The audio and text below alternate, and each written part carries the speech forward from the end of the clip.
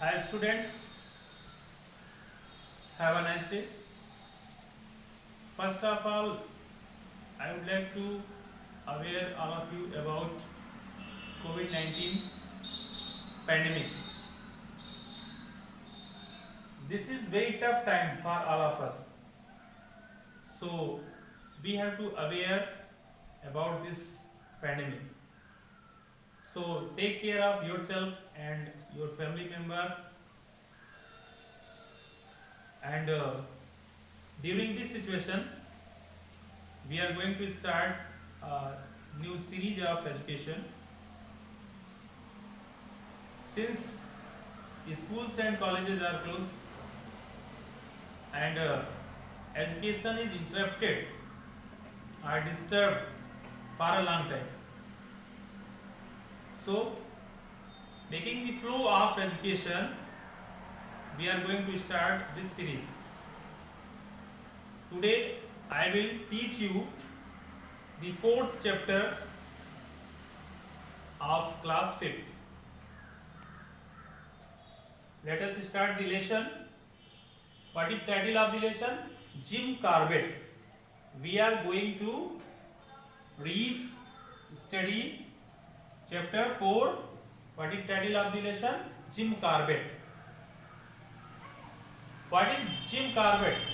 Jim Corbett is a man. Here is a character.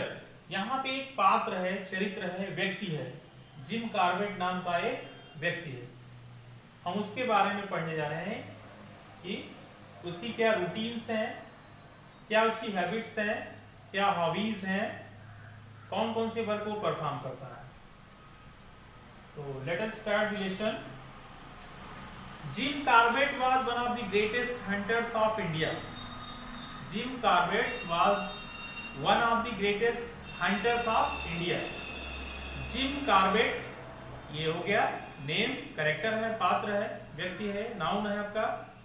Jim Corbett एक व्यक्ति है. Was means था, one of the greatest means एक महानतम, हंटर्स मीन्स शिकारी, ऑफ इंडिया मीन्स भारत का. तो जिम कार्बेट भारत का एक महानतम शिकारियों में से एक था. जिम कार्बेट भारत के महानतम शिकारियों में से एक था. He was not interested in shooting for sport.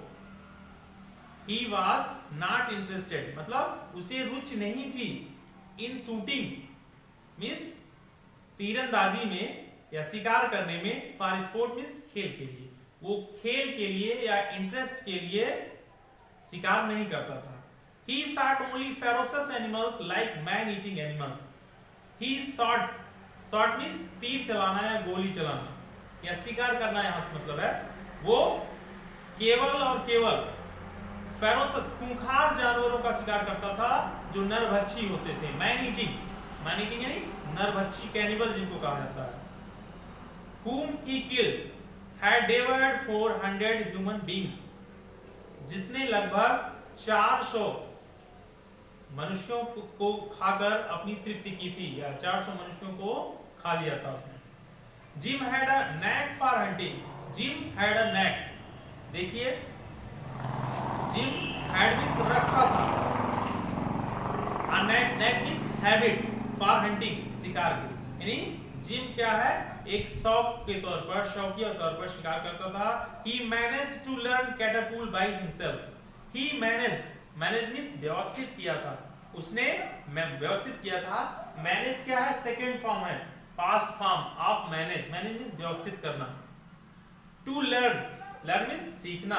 Catapult को हिंदी में हम लोग कहते हैं गुलेल सभी लोग जानते हैं, जो लकड़ी की दो खपच्चियों को जोड़कर साथ में रबर बैंड के द्वारा, ट्यूब के द्वारा बनाई जाती है, उसको हम लोग कैटापुल कहते हैं, जिसे हिंदी में गुलेल कहा जाता है.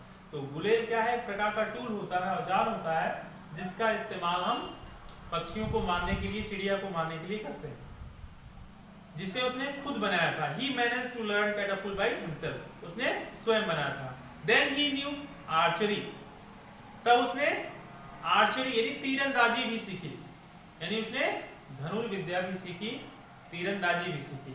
And even at the tender age of 8, और यहां तक कि 8 वर्ष की अवस्था में he learned how to use an old broken gun, उसने ये सीख लिया कि किस तरह से पुरानी गन को, पुरानी बंदूक को ठीक करते हैं, बनाते हैं। Gym considered himself to be lucky enough to have lived in a place called Kaladhungi. Jim considered himself to be lucky enough to have lived in a place। देखिए जिम ने ये व्यवस्थित किया या जिम ने ये विचार किया, जिम की ऐसी अवधारणा थी कि वो जिस स्थान पर है बहुत ही लकी, बहुत ही भाग्यशाली स्थान उसके लिए, उसका लक हमेशा उसका साथ देता है उस स्थान पर। उस स्थान का नाम कालाधुंगी था। Which was situated in the middle of dense forest, जो कि जंगल के मध्य में, घने जंगलों के मध्य स्थित था, यानी जंगल के बीचों बीच था। In the vicinity of his house were 2 ponds। In the vicinity means चारों तरफ, उसके इर्द गिर्द, यानी उसके पर्यावरण के चारों ओर were 2 ponds, 2 तालाब थे। उसके घर के इर्द गिर्द 2 तालाब थे। 2 ponds, a variety of animals went to these ponds to drink water। और जंतुओं की कई प्रजातियां यहाँ पर पानी पीने के लिए आती थी। It was the place where Jim learned his maiden lesson in trekking। देखिए ये वह स्थान था जहां पे जिम ने अपना पहला लेसन, पहला अध्याय, यानी अपनी ट्रैकिंग करने की, शिकार करने की विधा का को सीखा था, शुरुआत की थी।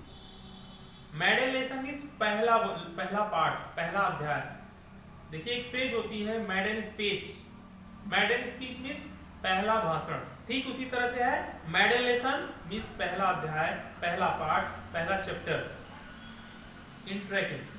टू बिगिन, बस वर्ड मीनिंग है जिनको मैं नोट करवा दे रहा हूं, आप लोग नोट कर लेंगे और उनको मेमोराइज कर लेना। तो पहला टफ वर्ड है आपका ग्रेटेस्ट।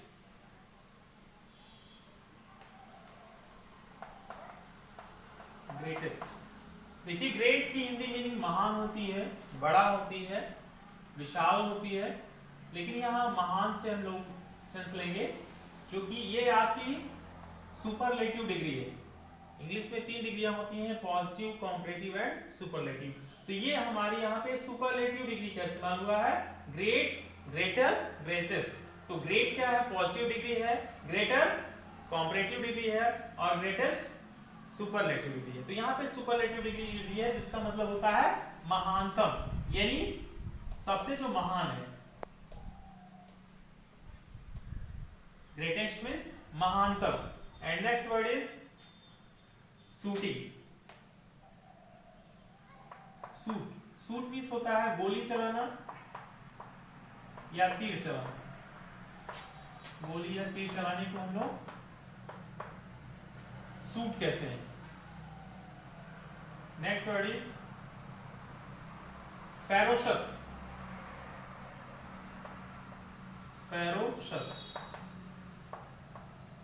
फेरोशस मींस होता है आपका हॉरिबल, खूंखार, खूंखार।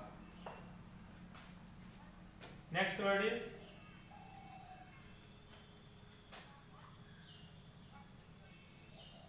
नेक। नेक मींस हैबिट, आदत, स्वभाव। नेक्स्ट इज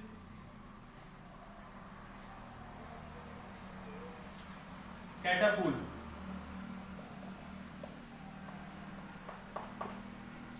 कैटापुल को हिंदी में अभी मैंने बताया गुलेल, एक प्रकार का ये टूल होता है, हथियार होता है। And next word is archery.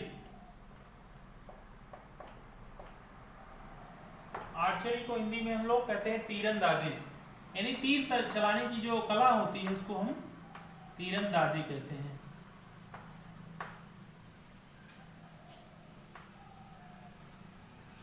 And next word is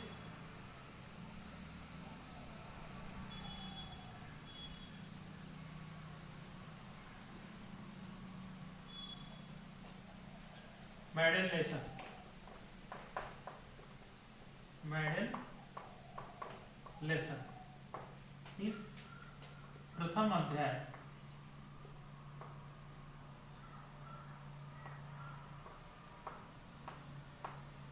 प्रथम अध्याय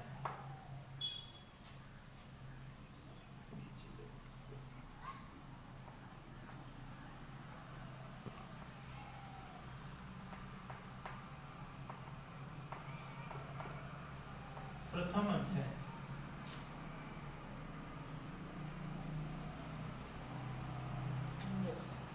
tough words of the lesson. So you have to memorize these words, and you have also find out the other tough word which you feel which you think that's are tough, and after that you can also ask the tough words meaning, and you will get the solution of the lesson through PDF. That's all for today.